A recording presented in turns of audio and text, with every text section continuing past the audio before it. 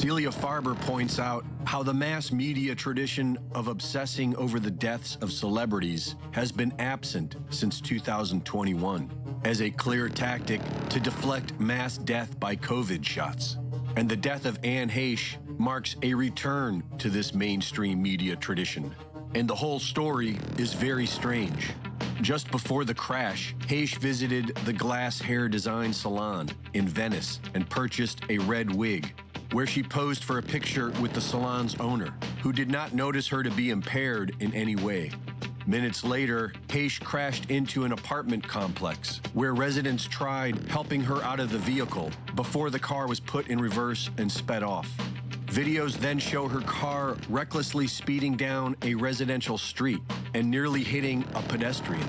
She then hits a car before finally crashing the Mini Cooper into a house where it bursts into flames.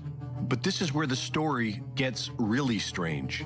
While being carried to the ambulance, we see that her legs are secured, and she is covered in what looks like a cloth body bag.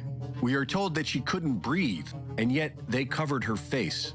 And the reason these details were noticed is because we see her become fully conscious while frantically trying to escape the body bag and leg straps. Nothing was reported about this, and Heche's former boyfriend said that Anne was stable and expected to pull through.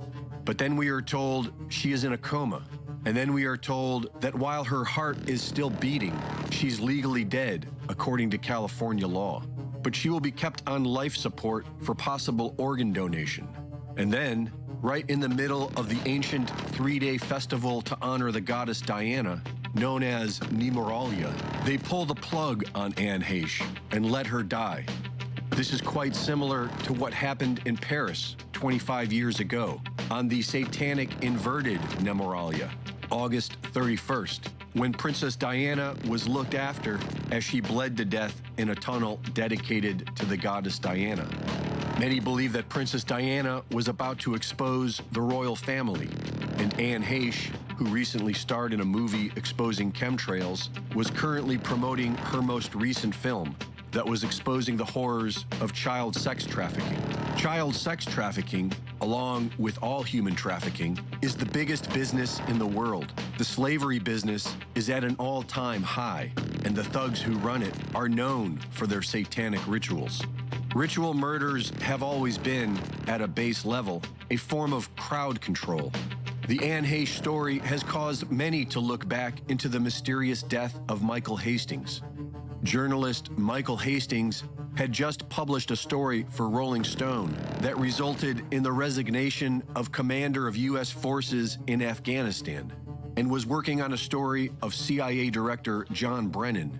The day before he died, Hastings emailed friends to warn them that the feds were interviewing his close friends and associates, and told them he was onto a big story and needed to go off the radar for a bit.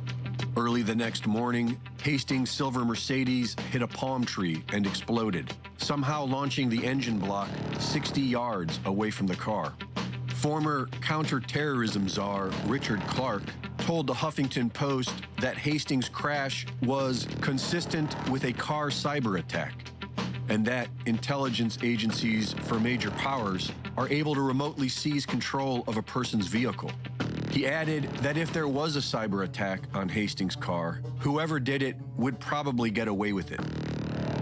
Reporting for InfoWars, this is Greg Reese.